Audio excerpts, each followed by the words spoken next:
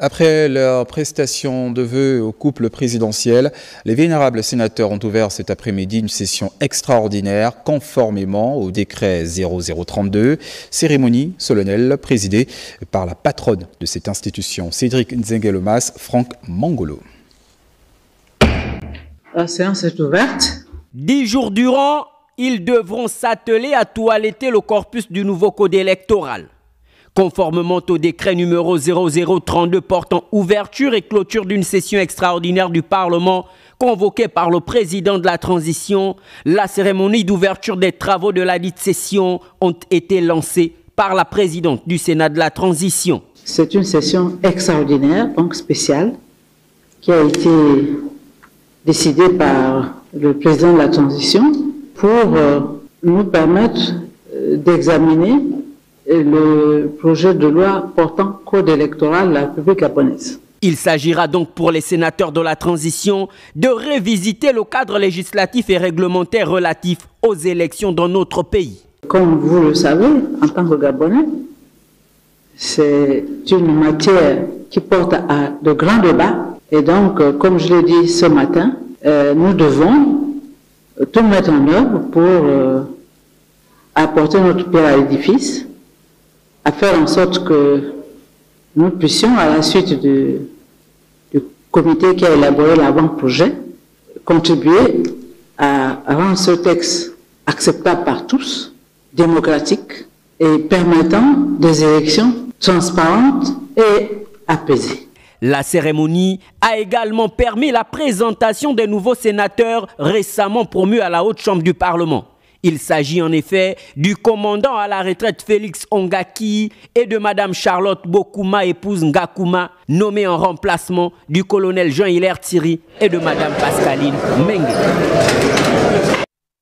Même son de cloche du côté de l'Assemblée nationale de la transition, avec en toile de fond l'examen du projet de loi portant code électoral en République gabonaise. Judas Flore Ondembe, Valérie Charles Poulangoy, Tim Boulangoy.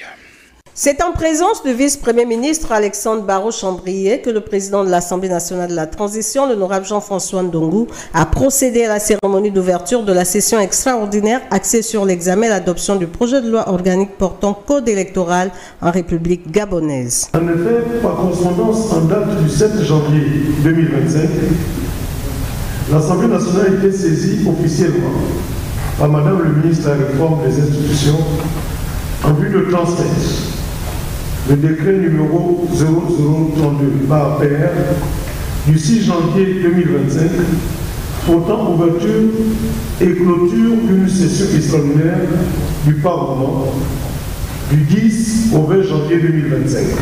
Ce projet de loi soumis à l'appréciation des honorables députés vise entre autres l'amélioration du processus électoral dans notre pays. Le projet de loi organique que nous allons examiner et adopter durant cette session extraordinaire constitue une pierre angulaire pour garantir des élections libres, transparentes et équitables.